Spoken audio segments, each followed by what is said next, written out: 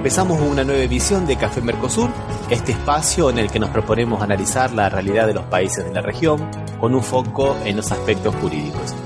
Hacemos este programa desde Rosario, Argentina, quien les habla, Osvaldo Di Princio y Daniela Burlini, y de San Pablo, Brasil, Ramiro Cayano Blanco. Este programa se transmite por RCA, radio oficial de Resistiendo con Aguante, y también por la radio Las Voces del Muro. Los programas anteriores se encuentran en iVoox y en iTunes como Café Mercosur. También nos pueden encontrar en www.cafemercosur.com y en las redes sociales, Facebook y Twitter, también como Café Mercosur.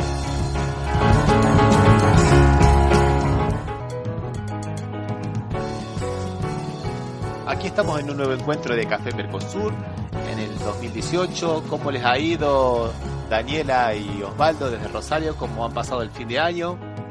¿Todo bien? ¿Vos, Daniela, cómo lo pasaste? ¿En Rosario o viajando?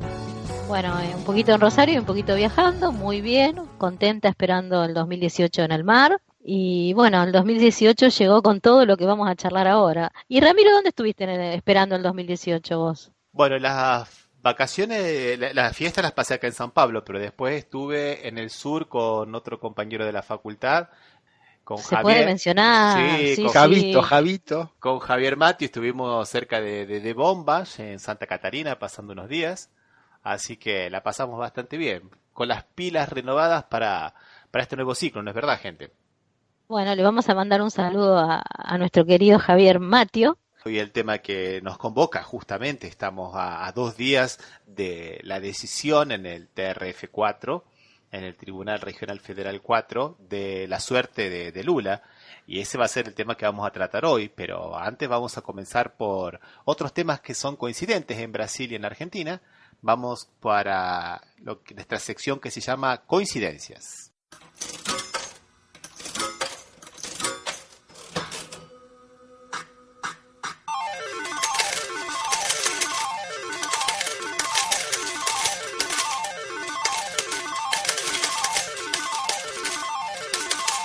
Y bueno, nuestras coincidencias tienen que ver un poco con los ministros de trabajo, ¿no es verdad, gente? ¿Cómo nos parecemos, ¿Qué decís, Osvaldo? Sí, no, estaba pensando que en realidad, o sea, la coincidencia, no sé si es, o sea, es coincidente en el pensamiento de los ministros, pero me parece que no es coincidente en cómo se termina resolviendo. Porque eso es interesante. Porque al ministro de Trabajo, ministro coordinador, creo que es Marcos Peña. Jefe de gabinete. Jefe de gabinete, sí. Lo defendió a nuestro ministro de Trabajo diciendo que las palabras que vamos a escuchar en un ratito, ¿no, Ramiro? Lo que dijo el ministro de Trabajo, Jorge Triaca. Escuchémoslo ahora, vamos. Dale. A ver. Sandra, no vengas, que no vengas porque te voy a mandar a la concha de tu madre. Sos una pelotuda. Sandra, no vengas, que no vengas porque te voy a mandar a la concha de tu madre. Sos una pelotuda. Sandra, no vengas, que no vengas porque te voy a mandar a la concha de tu madre. Sos una pelotuda. Y acá Marcos Peña lo defendió diciendo que en realidad él está, Marcos Peña y la Patricia Burri, lo escuché que dijo la otra vez que Jorge Triaca se sentía muy mal por lo que pasó. Y no la escuché decir que mal se sentía la empleada de él, que fue la que sufrió el maltrato y el despido incausado y la falta de registración, o sea, y solamente se preocupó por el estado anímico que tenía nuestro ministro de Trabajo, ¿no? Aquí has colocado una cosa interesante, Osvaldo, que me gustaría analizar, porque todo el mundo quiere rescatar la buena índole humana del ministro de Trabajo Jorge Triaca, diciendo que es un gran tipo. Inclusive en una si no me equivoco, a Patricia Burrich estuvo con Novarecio, ¿no? Con el periodista Novarecio, ¿no? Patricia Burrich le dice, bueno, pero Jorge Triaca es un gran tipo, y Jorge Novarecio dice, no, sí, incuestionable, es un gran tipo. Gente, ¿qué es lo que nos hace que seamos un gran tipo? ¿Qué es lo que nos hace buena gente? Que nosotros tengamos buenos modos, seamos suaves y hablemos en un discurso más o menos medido o que tengamos empleados en negro a los que no querramos reconocer, a los que los despidamos por teléfono y no y además después no les queramos pagar la indemnización. La tenemos trabajando en negro. Porque esta empleada, si no me equivoco, Sandra, ¿no? Digamos, la blanquearon 15 días antes de las elecciones del 2015. Después, cuando va a pedir un aumento de sueldo, la enchufan en el sindicato que el mismo partido había intervenido. ¿Se acuerdan que la interventora? Pero en vez de darle el aumento, le dan otro trabajito. Claro, así fue. Le dan un conchavo en un sindicato que ellos habían intervenido por corrupción, en el cual ellos mismos habían ya conchavado, digamos, habían enchufado a 200 empleados más de una manera que no se sabe que no es muy clara, que no es muy cristalina, porque ese es el otro hecho, ¿no? De que han tomado un sindicato que supuestamente, que es un sindicato del SOMU, ¿no? El sindicato SOMU, de Marítimos Unidos. Es un sindicato que es muy poderoso económicamente, por eso el Ejecutivo siempre estuvo interesado en intervenirlo. Yo no tengo presente la cifra, pero maneja una cifra muy importante de dinero mensual. Sí, los aportes son muy buenos porque... Los trabajadores tienen muy buenos sueldos, porque generalmente los sueldos, las escalas salariales se marcan con el valor dólar porque son trabajadores todos del puerto. Claro. Entonces ahí es lo que hace que tengan muy buenas remuneraciones, muy buenos aportes, y que indudablemente, o sea, yo te diría que el secretario general que está detenido, ¿cómo se llama? ¿El Caballo Suárez es? El Caballo Suárez. El Caballo Suárez indudablemente no tuvo un manejo muy claro y si la justicia aprueba todo lo que dicen se merecería estar donde está. Pero eso no justifica que se tomen en la intervención se tomen 200 empleados a cargo del sindicato, con chavo para todos los del partido gobernante, inclusive los empleados, como el caso de esta chica de Sandra, que era la tenía de empleada en su casa de fin de semana, el country, algo así, ¿no? Exactamente. Sí, yo quisiera decir algo que por ahí, viste que todo el mundo le da con un caño. Generalmente acá se ve bien, en el caso de Sandra, que se pudo viralizar gracias a un audio y a la tecnología, en donde lo personal de Sandra, que es una situación de una trabajadora no registrada, en negro, cómo se patentiza, cómo lo personal es político.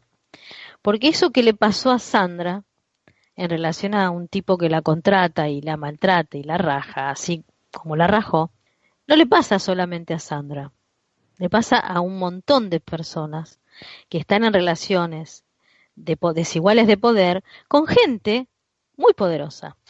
En este caso, probablemente se pueda, digamos, Sandra quede, digamos, comprendida por la ley de contrato de trabajo, se la indemnice y todo, pero en las situaciones en donde la persona que ejerce el poder no tiene repercusión pública, estas cosas, Osvaldo, terminan en un tribunal ordinario laboral.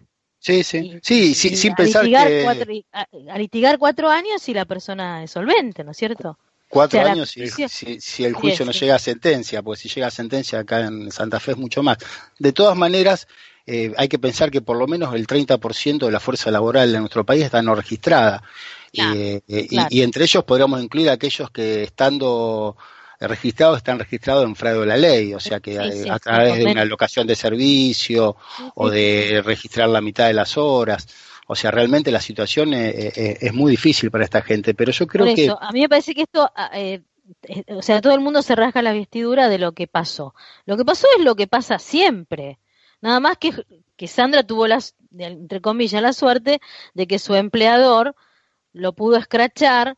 No hago una lectura política, la lectura política la va a hacer seguramente Ramiro. Yo hago una lectura desde la perspectiva de muchas mujeres que trabajan y que son permanentemente sometidas a violencia laboral por sus empleadores y no pueden acceder ni al conocimiento público ni a la respuesta del reproche público.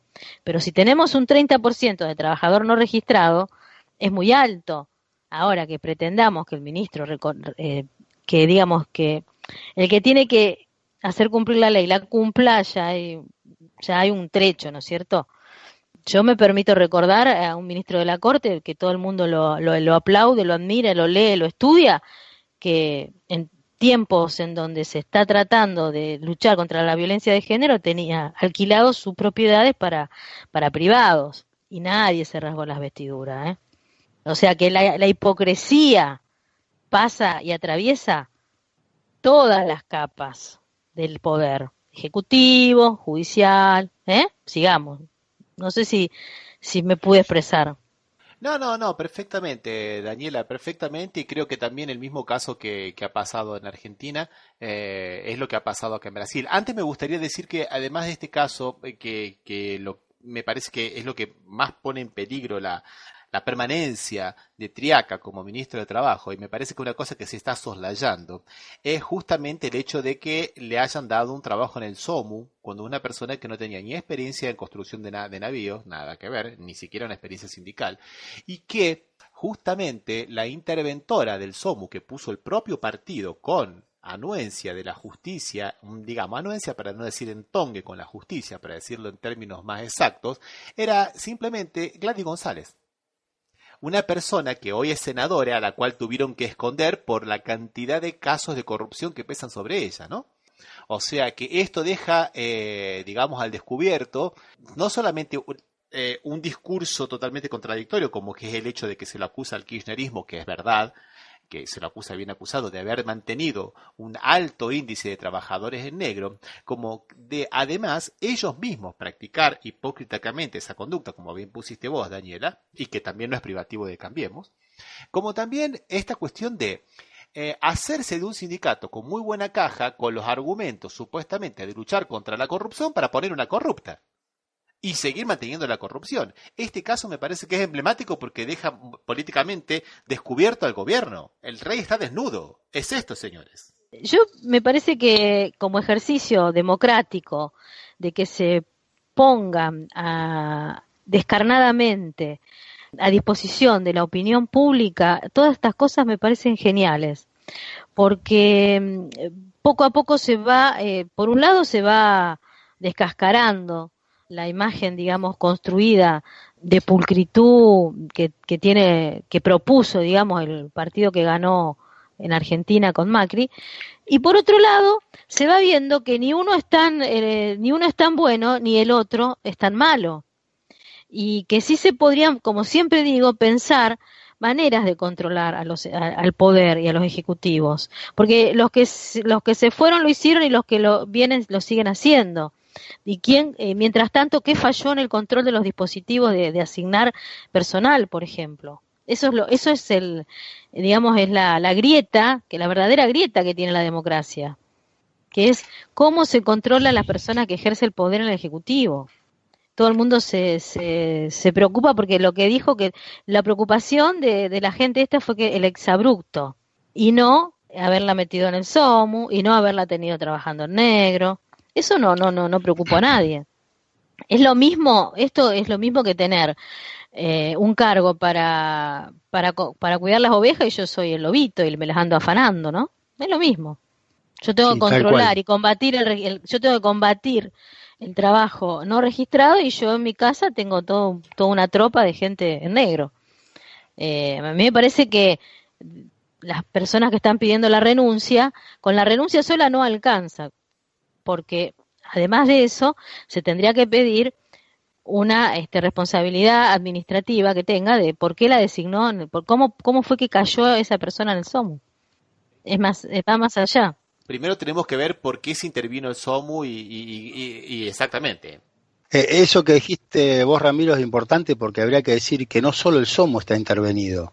Hay por lo menos 8 sindicatos más intervenidos que también deben estar siendo aquellos que están aumentando la gente contratada en la Argentina, porque tenemos el sindicato de canillitas, la CTA Autónoma de Mendoza, extrañamente en Jujuy, el sindicato que tiene la empresa Ledesma, la que es papelera y azucarera en Jujuy, está intervenido también.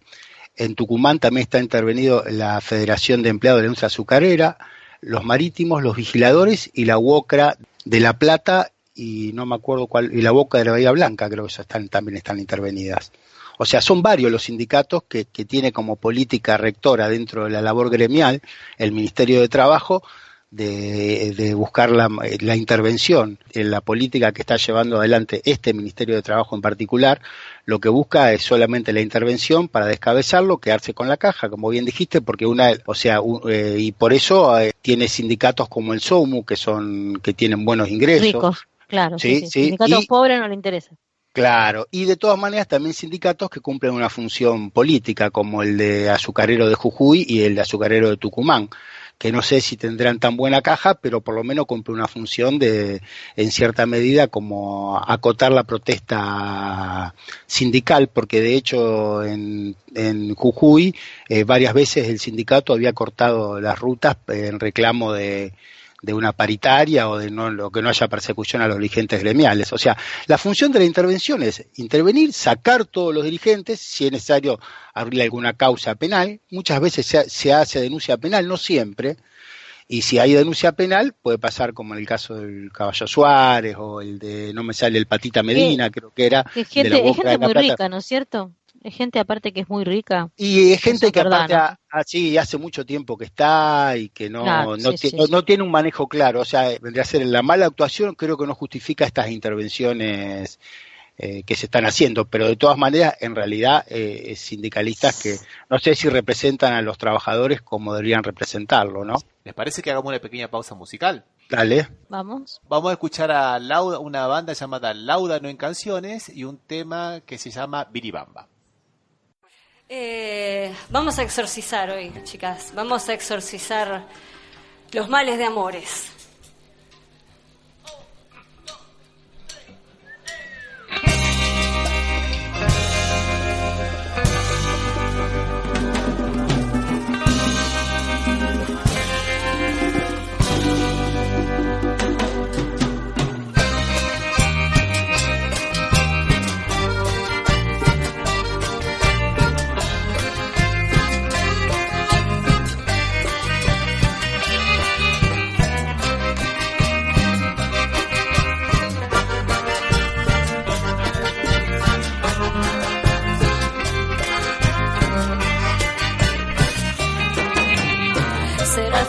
De ese ogazo, mi desvelo, será mi voz que te despide con el viento, como la página final de un viejo cuento que no puede acabar y vuelve siempre al comienzo. Ya no te quedan oraciones para el rezo, ya todos saben que no es dulce tu cerezo. Hoy te escupieron en la cara tu veneno y de lejos yo te miro y de cerca te lo canto.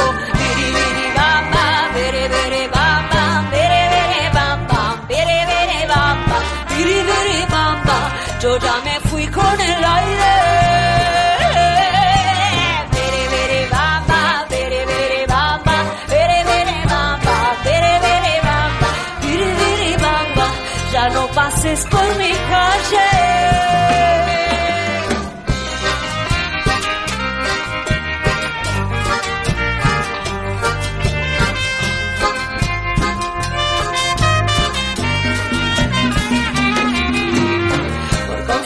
La verdad con la belleza, me vi morir una y mil veces en tu ausencia, pero ya ves el día muere con la noche y el tiempo cura hasta el peor de los dolores. Ya no hay lugar para el cariño que no has dado, a Dios le pido que se lleve este castigo lejos de mí para que el viento traiga alivio y de lejos no te mire y de cerca te lo canto. Bere, bere, bamba, bere, bere, bamba, bere, bere, bamba, bere, bere, bamba, biri, biri, bamba. Yo ya me fui con el aire. No vuelvas. Biri, biri, bamba, bere, bere, bamba, bere, bere, bamba, biri, biri, bamba. Ya no pases por mi calle.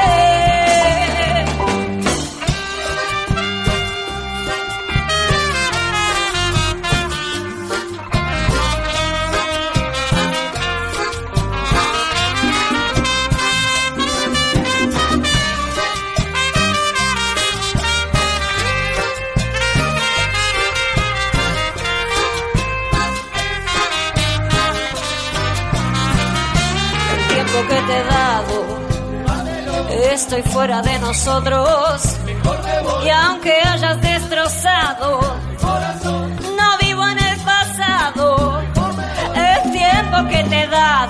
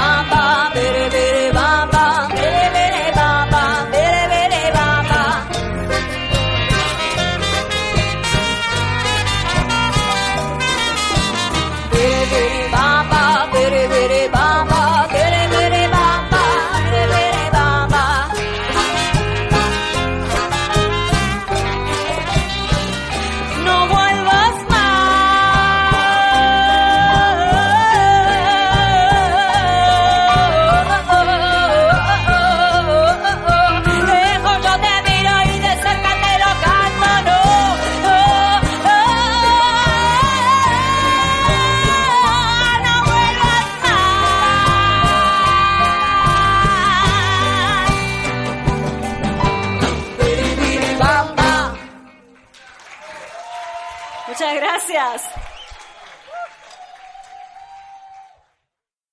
Bueno, y retomando un poco con lo que estábamos hablando antes, que era de este tema de los ministros de trabajo en Argentina y en Brasil, en el caso Jorge Triaca y Cristiane Brasil, ambos son hijos de personas muy famosas dentro de la política, ¿no? Cristiane Brasil es hija del senador que comenzó todo el tema del mensalón, de Jefferson, que fue condenado también inclusive por el mensalón, que también ha tenido problemas, al igual que Triaca, porque la nombró Temer ministra de Trabajo. Se descubrió que tenía procesos judiciales en la justicia del trabajo por tener empleados no registrados y no les quería pagar, simplemente. Inclusive tenía que pagarles creo que 42.000 pesos, estoy haciendo las cuentas, y se lo estaba pagando creo que en 24 cuotas, alguna cosa por el estilo. Y cuando la nombran ministra para tapar, asalta este escándalo y la va la secretaria, la asesora legislativa, porque es diputada, una de las diputadas que votó en contra, a favor del impeachment, y fue y depositó judicialmente todo el dinero. Pero me gustaría que retomáramos un tema que había puesto Daniela, que es cómo se le pone límite a estas designaciones. Y acá ella no pudo asumir porque la justicia le ha puesto un freno. Y es un tema muy interesante esto de que la justicia le ponga freno a los actos administrativos.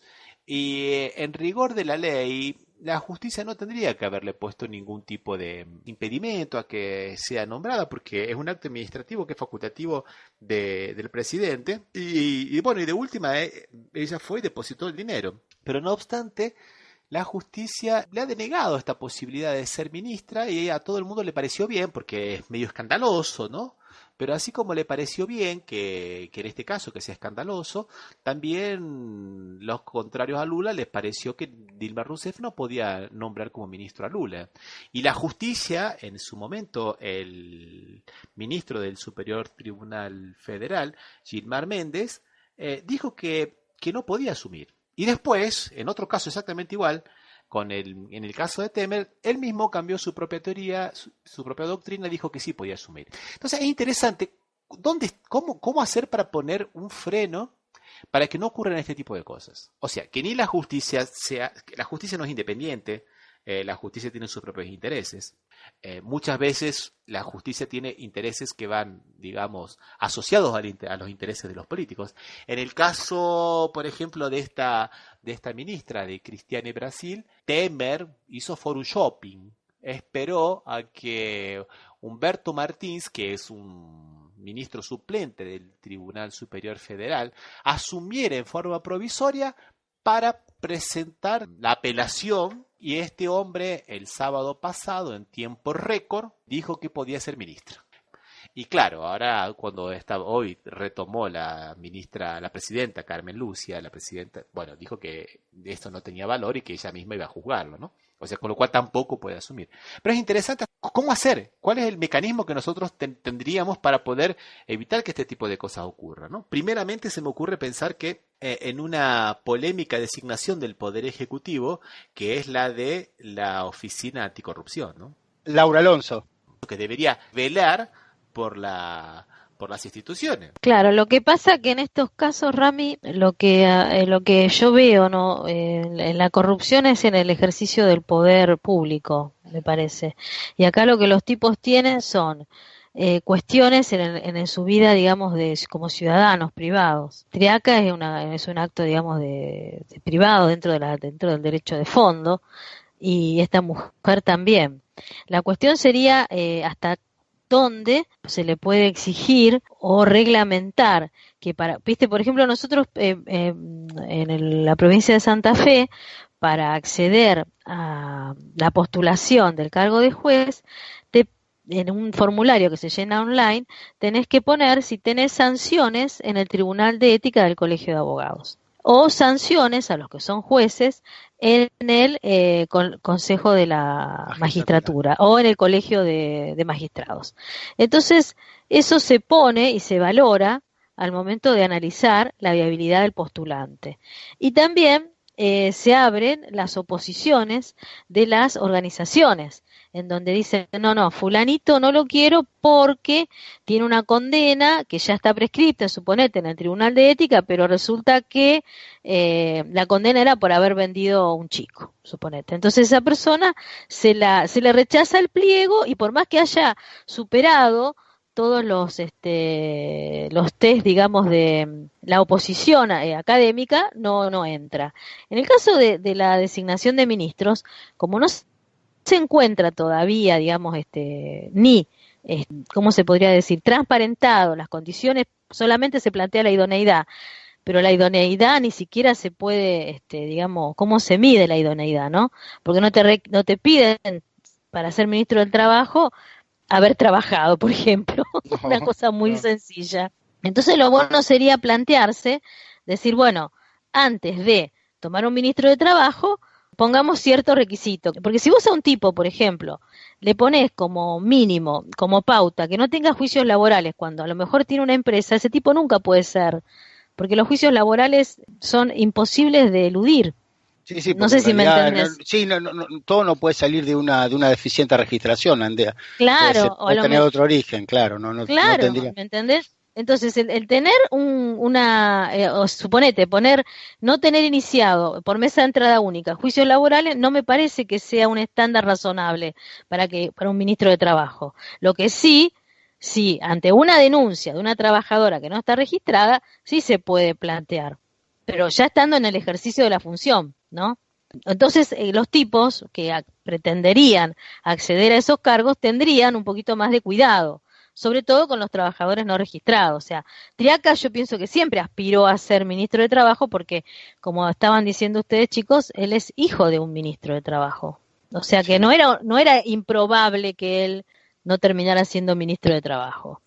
Bien, Daniela, yo te acepto todo lo que estás diciendo, pero te lo problematizo un poquito más. Es verdad, concuerdo con vos plenamente si el problema hubiera sido simplemente tener una empleada en negro y nada más. Pero me parece que el problema acá, además de lo de tener la empleada en negro, lo cual de hecho antes de las elecciones él la había blanqueado, o sea que no habría problema, ¿no? Subsanó. O sea, lo subsanó. El problema es que después la echa, no le quiere pagar la indemnización.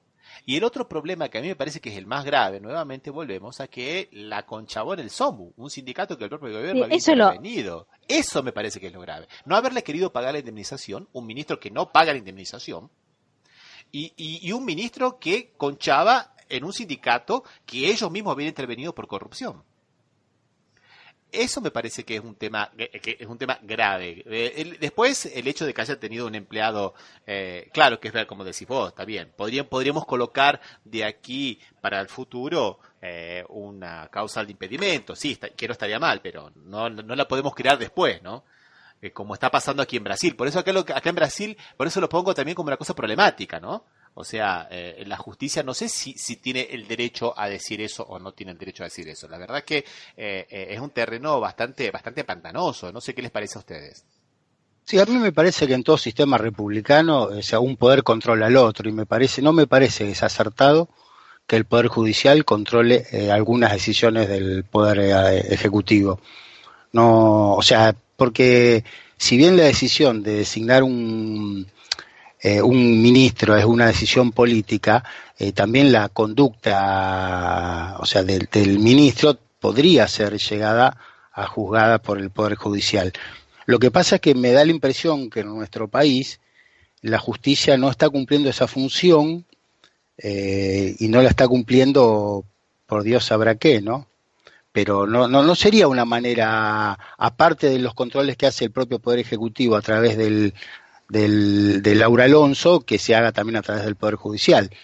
Por eso me parecía buena la decisión que contabas vos de lo que pasó en Brasil, cuando el tribunal se opuso a la designación, porque tenía razones sobradas, me parece, que tener trabajadores. O sea, si vos tenés que controlar a la registración de los trabajadores, vos mismo no podés tener trabajadores no registrados. O sea... Yo entiendo perfectamente tu argumento, Osvaldo, pero también entiendo lo que venía diciendo Daniel ahora también, ¿no? O sea, es interesante. Yo la verdad es que estoy medio como dividido en cuanto a eso. Claro que tener unos trabajadores sin registrar es una conducta para un ministro de Trabajo moralmente recriminable, ¿no? Eso no nos queda... Sí, y lo podríamos decir de Aranguren también, que es socio de una petrolera y él tiene la obligación de controlar a las petroleras, o de Brown, que tiene el supermercado La Anónima y está en el ministerio, la Secretaría de Comercio Interior. O sea, son cosas que me parece que no se pueden controlar a ellos mismos. Eso sí podría ser sujeto de que el Poder Judicial lo intervenga. Sí, sí. Bueno, vamos a hacer una pequeña pausa musical, entonces vamos a escuchar al grupo Mano a Mano y un tema que se llama Nosotros los Feos. ¿Vamos? Vale. Vamos.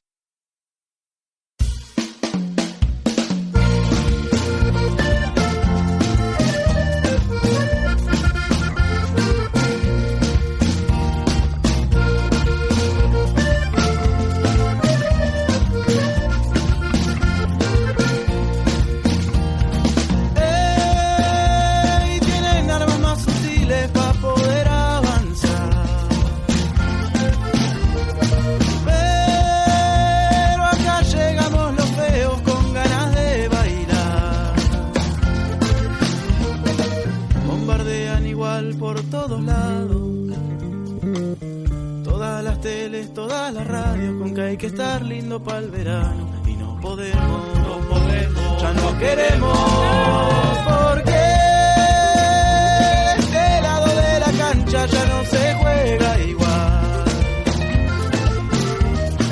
Y acá ya estamos los feos para contraatacar.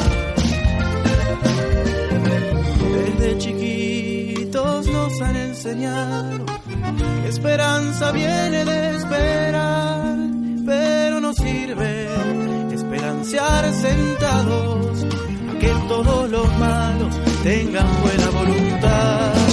Y aunque nos ataquen con carteles y nos bombardeen con propagandas, chicos inflados, chicas delgadas, cantantes que no dicen nada, aparatos cada vez más chicos, con tetas cada vez más grandes, para el que no entienda cómo es la cosa, por favor déjenos contarles que lo más lindo no es lo más parecido a lo impuesto, sino lo más cercano a lo nuestro, porque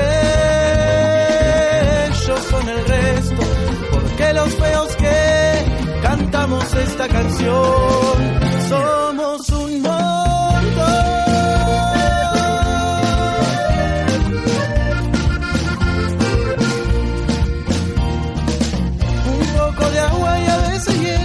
Nada más que caiga del cielo. Si dejas las papas en el fuego, nadie te las va a sacar. Si notan que la frialdad avanza y los carteles no les alcanza, tiran misiles con formas de palomitas blancas. Sí señor, ya estamos grandes, ya no nos mienten, aunque es normal porque así fue siempre. Ni de a poquito ni de repente nos vamos a acostumbrar a la pobreza, a su belleza. Esa tristeza nunca fue nuestra. En esta mesa repartir es lo normal.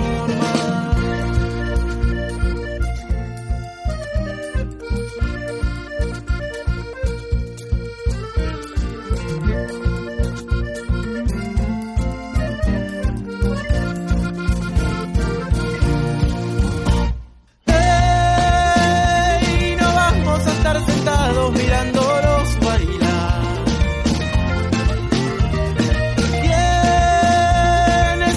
Decirnos si sabemos o no cantar.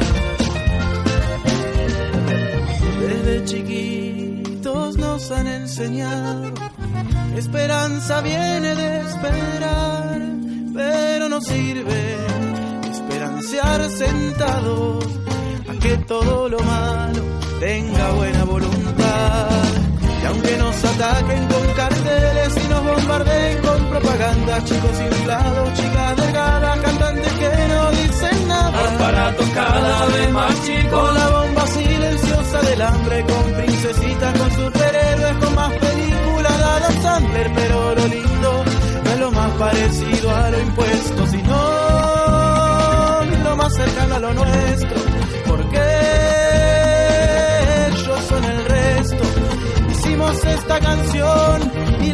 queremos bailar y no esperamos más.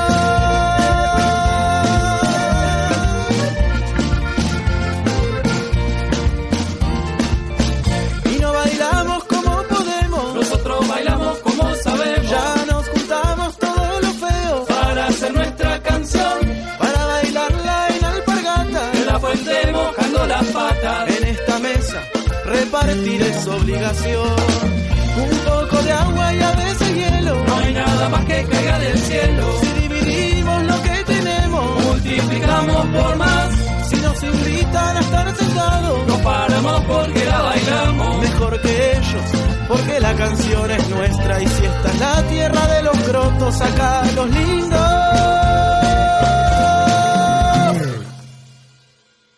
somos nosotros.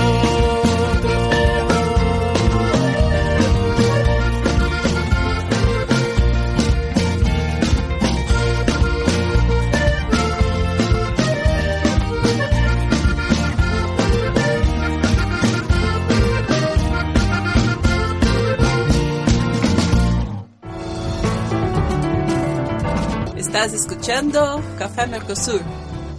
Por las radios RCA, Resistiendo con Aguante Oficial y Las Voces del Muro.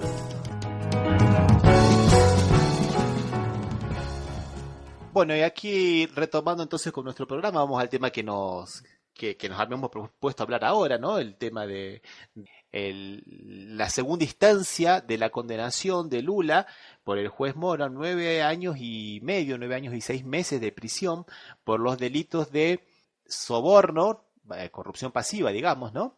Y lavado de dinero. Pero acá es interesante y me gustaría que nosotros hagamos que repasemos algunos conceptos básicos del derecho penal para poder entender la difícil tarea que va a tener el TRF4, el Tribunal Federal 4, que es la segunda instancia, digamos, los tres camaristas, porque en realidad no se está juzgando a Lula.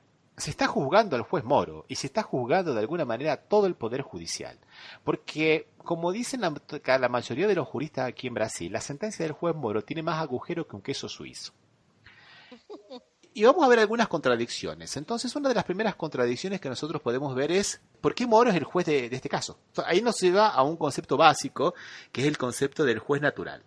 Y que posiblemente este concepto del juez natural, para los que no hayan estudiado Derecho, sea una cuestión abstracta y hasta, digamos, secundaria. Pero para nosotros sabemos que es una cuestión fundamental, ¿no es así, gente? Claro, básica. Sí. Forma parte del proceso. Y forma parte del hecho de que no te pongan jueces para especiales. Sí, sí. De que haya un juez que exista antes de anteriormente a que se haya producido el hecho, que sea el que te va a juzgar. Así como vos como las personas no pueden elegir a los jueces tampoco pueden elegir a los acusados. Un juez no puede perseguir al que él quiere, sino que tiene que entender de acuerdo a su competencia, ¿no es verdad? Sí. Y como abogados sabemos que la primera excepción que ponemos siempre cuando tenemos algún problema, ¿cuál es? ¿Qué es lo primero que nosotros vemos como abogados cuando nos llega un caso? La competencia. Sí, se es competente.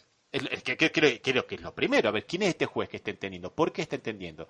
¿Por qué va a entender un juez penal si es un caso laboral? ¿Por qué va a entender un juez de Catamarca si el hecho ocurrió en Buenos Aires? De hecho, una cuestión de competencia, hasta que no se resuelve el juicio no puede seguir, porque no sabes si el juez que está entendiendo es el competente. Claro. Acá viene la primera cosa, que es la competencia del juez Moro. Y que de su propia sentencia, la verdad que no de su propia sentencia, sino de la propia decisión de una aclaratoria, te muestra su propia incompetencia. Porque, vamos a ver, ¿dónde está? A Lula lo acusan de corrupción pasiva por haber aceptado un departamento que nunca fue de su propiedad como contrapartida a tres contratos que una empresa, AOAS, una empresa de construcción, firmó con la Petrobras y que supuestamente Lula habría favorecido para quedarse con el departamento. ¿Está claro? Sí. Que encima no era de él, creo que era de la esposa. Bueno, es verdad. Bueno, en realidad ni llegó a ser de la esposa porque nunca estuvo... Nunca se lo transfirió, ¿no? La empresa siempre estuvo en poder de la empresa, el departamento. Tanto es así que la semana pasada una jueza de Brasilia lo entregó a uno de los acreedores de esta empresa OAS porque esta empresa no le pagaba. O sea que estuvo siempre, la propiedad fue de la empresa OAS. Nunca hubo lo que se llama el traspaso de dominio, ni hubo nunca hubo tradición. No, ni tradición, ni escrituración ni tradición. Lo único que se encontró en la casa de un amigo de Lula fue una minuta de boleto de compra-venta no firmada. Entonces, eso lo han cambiado el Código Civil y eso lo han constituido en un derecho real, ¿no? Parece que ahora la propiedad se transmite por una minuta no firmada, ¿no? Bueno, y acá, ¿por qué digo yo esto del juez natural? Porque el departamento está en Guarujá, que es la provincia de San Pablo, en el estado de San Pablo. Y Moro está en el estado de Paraná. O sea que territorialmente no es competente. Tanto es así que ya lo habíamos hablado hace un año atrás, los fiscales de acá de San Pablo quisieron entender en la causa porque la competencia era de ellos. Si el departamento está acá en San Pablo, ¿por qué tiene que ser el juez el de Curitiba? Y ahí vino porque supuestamente, como tendrían origen en los casos de la Petrobras y Moro se ha convertido en un juez, digamos, que únicamente entiende sobre los casos de la Petrobras, entonces como habría conexión con algún caso de la Petrobras, aquí el juez Moro entendería. ¿Está ahí? ¿Está todo bien, gente? No, ¿qué hicieron? ¿Como una conexidad subjetiva? Exactamente. En la pieza de acusación, los fiscales puntualizan estos 3 contratos de la OAS, de la empresa OAS con la Petrobras, como el motivo por el cual Lula habría recibido este inmueble como parte de una retribución por los favores que le habría hecho a la OAS.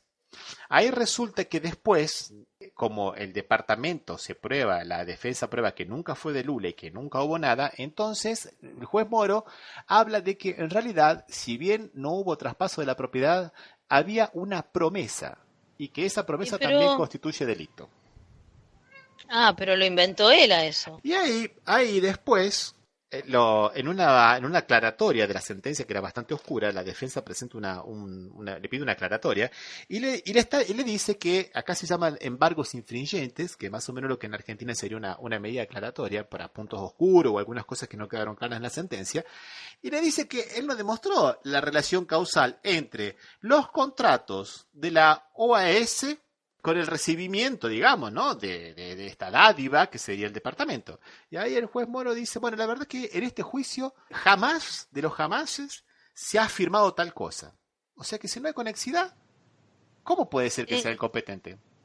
¿Se contradice este hombre? Absolutamente. Por eso digo, vamos a volver un poco a la base de todo esto, a lo que es lo principal, ¿no? ¿Por qué entiende el juez Moro si no hay conexión? E inclusive lo que se llama, para poner la pena, le han puesto 9 años y medio, que es una pena gravísima. Acá la jurisprudencia es pacífica, que cuando se imponen penas graves solamente hay que tener en cuenta los elementos objetivos del delito, no los elementos subjetivos del delincuente. Y acá el juez Moro entró lamentablemente en esa locura. Entró en todo, en que la real calidad de Lula como es presidente, persona de las masas, bla, bla, bla, y por eso le aumenta la pena. O sea, claramente... ¿Así argumenta para llevarlo a 9 años y medio? Sí. Sí.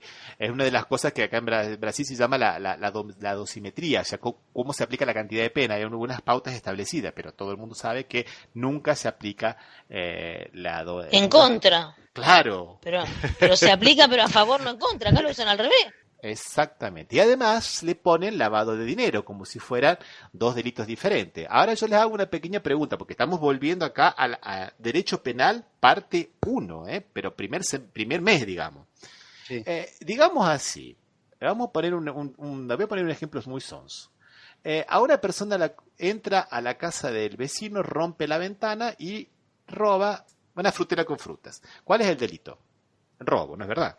Sí, agravado por romper la ventana, diría yo. Pero... No, pero sí entra dentro del robo, che. Para mí entra dentro del robo. Si el robo es con daño en las cosas. Si no es hurto. Exactamente. Ahora esto es interesante porque el juez Moro inventa un concurso real porque Lula recibió el departamento como parte del soborno, pero como no lo recibe en dinero, sino que lo recibe a través de un departamento, eso constituye lavado, de lavado de dinero. Ah, pero si no es ajo, es carajo. Es una nueva, un tipo penal. Si no es ajo, es carajo. O sea, el TRF4 está muy presionado por todos los medios de comunicación, por gran parte de la sociedad, por el establishment, pero se las va a ver en figurilla para poder realmente convalidar la sentencia de Moro. No sé qué van a inventar, qué conejo van a sacar de la galera. De cualquier manera, todo el mundo da descontado de que a Lula lo van a condenar. El presidente del tribunal, que no es uno de estos tres desembargadores que lo va a juzgar, dijo que en su momento que la sentencia de Moro era irretocable e impecable. O sea, es medio bastante complicado, ¿no? Una afirmación de esa. Claro. Y la lectura, o sea, que hacen política ahí, que tiene como única finalidad, diríamos, que no pueda presentarse a las elecciones Lula, teniendo la sentencia firme. Ese es otro tema interesante. Lula, la idea es esa. Lula es el único candidato que tiene alguna expresividad política actualmente. El segundo habíamos visto antes era Bolsonaro, que tiene menos de la mitad de las intenciones de voto que tiene Lula. Y después no hay más nadie. Después quieren inventar otro candidato y no lo consiguen. Y es un poco eso. Y el mundo ya sabe de eso. Tanto es así que van a venir muchos periodistas a Porto Alegre. Y va a haber el mundo jurídico pone los ojos aquí, ¿no? A ver qué es lo que va a pasar en Porto Alegre el miércoles, ¿no? Yo tengo miedo de que lamentablemente ocurra alguna cosa no muy jurídica, que la batalla sea más campal que jurídica. Hay muchas cosas que lo dan a entender a eso. Los movimientos sociales están yendo masivamente para Porto Alegre. Este programa lo estamos grabando el lunes 22 y ya todos los hoteles ya están todos ocupados para la manifestación. ¿Cuándo va a ser la manifestación? El miércoles 24. Dilma Rousseff ya está en Porto Alegre. Hay un operativo de seguridad militar muy fuerte donde va a haber un bloqueo de todo el perímetro del predio donde funciona el TRF4. Va a ser un bloqueo aéreo, naval, porque en Porto Alegre hay un río bastante grande, y terrestre con francotiradores. Vamos a ver, hay manifestaciones en todas las ciudades, inclusive aquí en San Pablo también va a haber manifestaciones, unas a favor de Lula, que se van a desarrollar en la Plaza de la República, un lugar bastante emblemático, y otras en la Paulista contra Lula. O sea, es un tema muy político, y donde lo jurídico parece que pasa de lado, con cosas como hemos visto, ¿no, gente? Estamos hablando de principio de causalidad, estamos hablando de juez natural, estamos hablando de conexidad, o sea, temas básicos. Posiblemente allá nosotros debíamos haber analizado la sentencia de Moro antes, ¿no? Pero lo que pasa es que ese es otro de los temas. Esto han atropellado todos los tiempos. Primero, la sentencia de Moro que sale 3 meses después de la última audiencia. Y después, ahora, la apelación que sale, porque la sentencia fue en diciembre, ahora va a salir en enero, cuando normalmente estos procesos como mínimo demoran 1 año y medio, en la apelación, ¿no? En segunda instancia. Sí.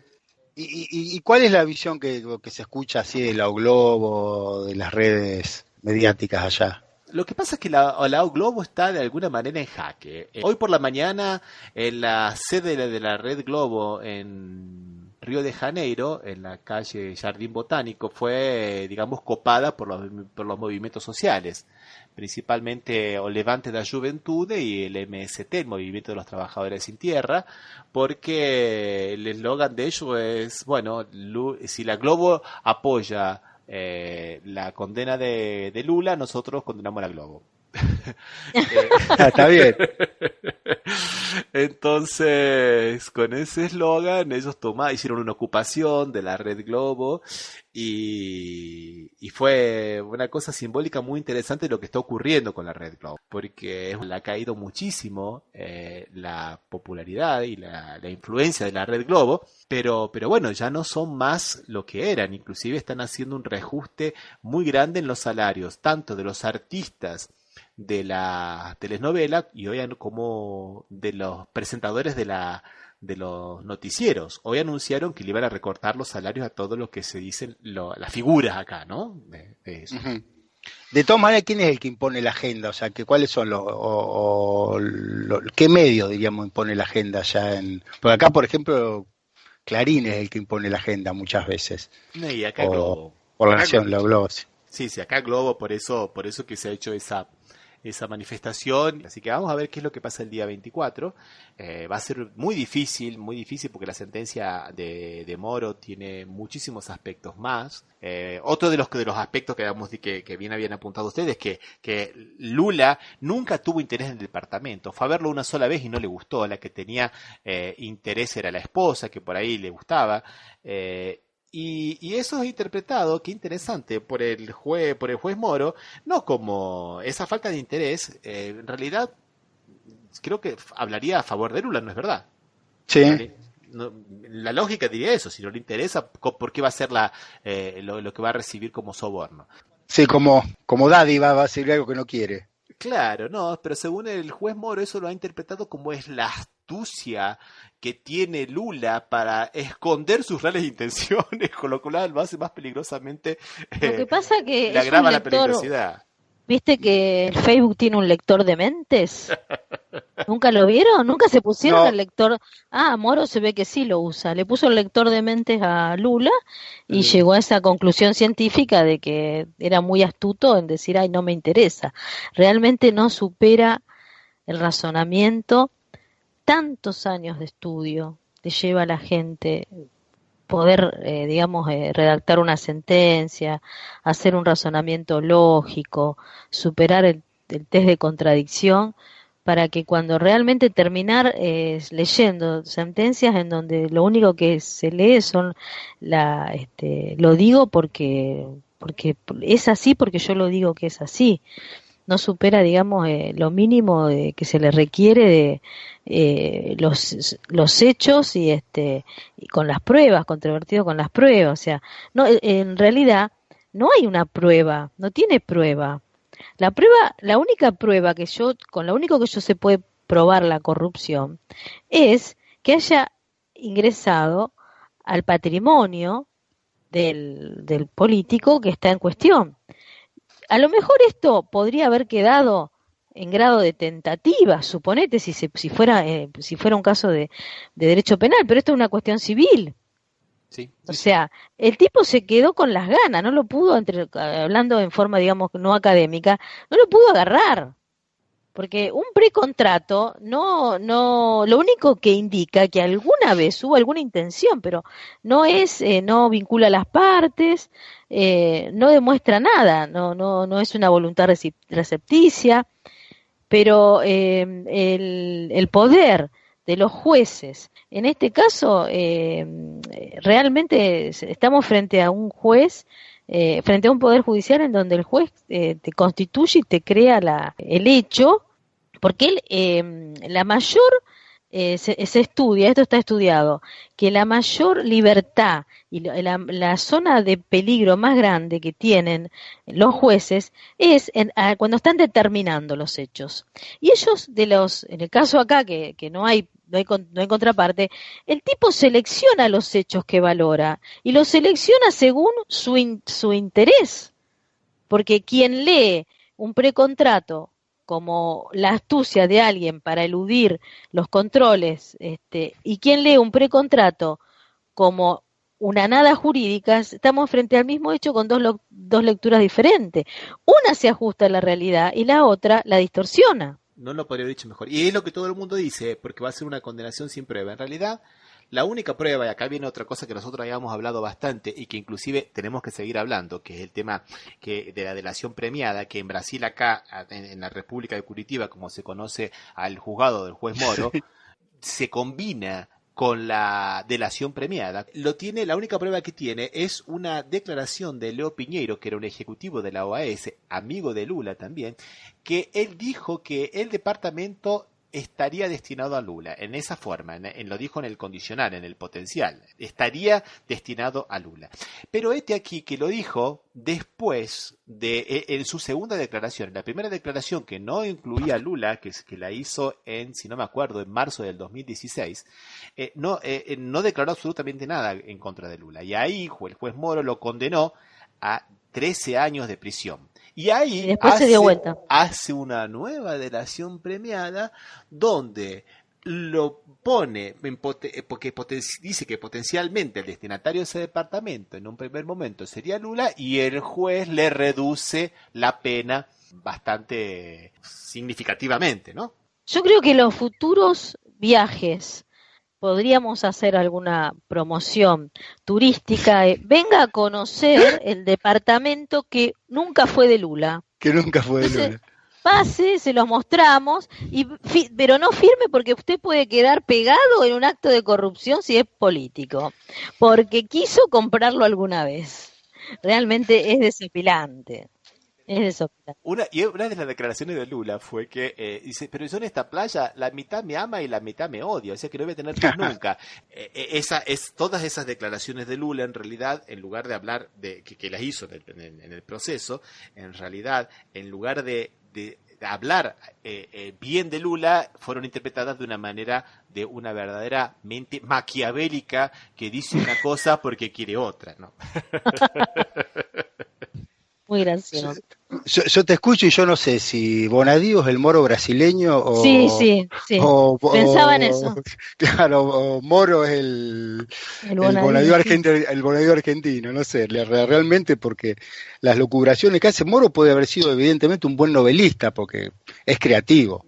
No, sí es creativo. Y en este momento me recuerdo que hace un año atrás nosotros poníamos en el aire un programa exclusivamente hablando del lawfare, de esta guerra judicial que se hace, de esta guerra jurídica que se hace.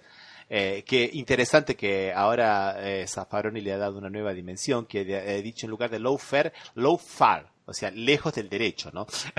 Lawfare. Y que es lo que se ve en toda Latinoamérica. En realidad nosotros podemos verlo en varios otros países y es una nueva forma.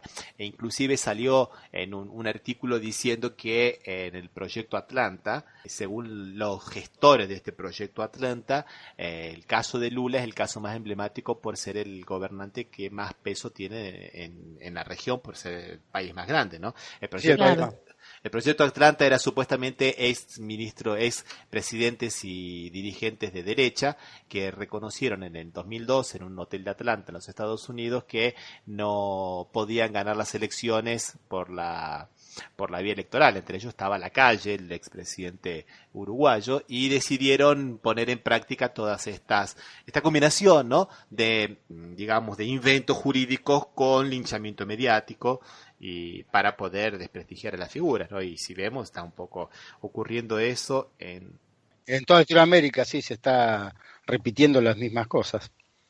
Y solamente para terminar, acá hay una cuestión que también me parece que es interesante, lo voy a decir en 15 segundos, que es la cuestión de si lo inhabilita a Lula o no para ser candidato a presidente. Y acá está dividida la doctrina. Algunos dicen que por la ley de lo que se llama el legajo limpio, a ficha limpia, el legajo limpio, no podría ser presidente.